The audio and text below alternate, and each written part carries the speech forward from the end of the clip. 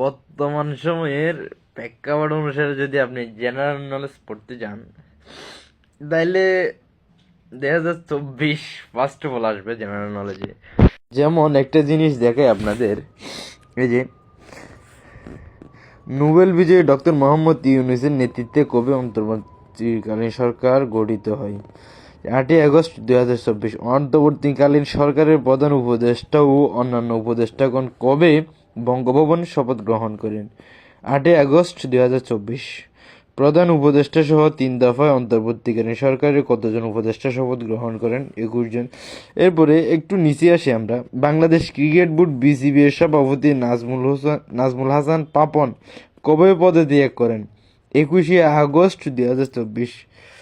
এরপরে বাংলাদেশ ক্রিকেট বোর্ডে বিসিবি এর নতুন সভাপতি 17তম হিসেবে ফারুক আহমেদ কবে দায়িত্ব পালন করেন? 21শে আগস্ট 2024। মানে বিষয়টা অনেকটা হাস্যকর হলেও কিন্তু অনেকটা বাস্তব।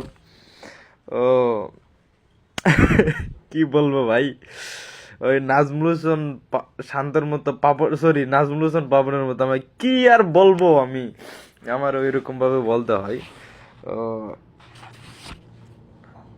যা নিজে দেখলাম, নিজে করলাম, নিজের চোখের সামনে হলো সবকিছু এখন আবার জেনারেল নলেজ হিসেবে যে পড়তে হচ্ছে। জেনারেল নলেজ হিসেবে পড়তে হচ্ছে। আমি 7 কলেজে অ্যাডমিশন দেওয়ার জন্য আজকে অ্যাপ্লাই করছি এবং প্রিপারেশন নিতে হচ্ছে। এই যে বিশ্ববিদ্যালয় কলেজে অনার্সে ভর্তি সহায়িকা মানবিক শাখার 7 কলেজের, এই যে এখানে দেখা দিয়েছে ডাবি অধিভুক্ত 7 কলেজে। তো ভাই এই কারণে ভর্তি হইতেছে, যা নিজেরা করলাম, নিজের চোখে দেখলাম সব কিছু।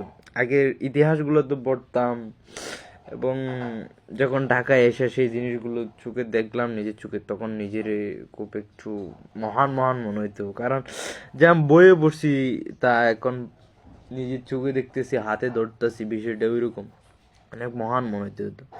এখন তো যা পড়তেছি নতুন করে সব তো নিজের হাতেই করা, বলতে গেলে অনেকটা ওইরকমই নিজের হাতে করা। এখন ওইগুলোই পড়া লাগতেছে। খুব ইন্টারেস্টিং ভাই বিষয়টা।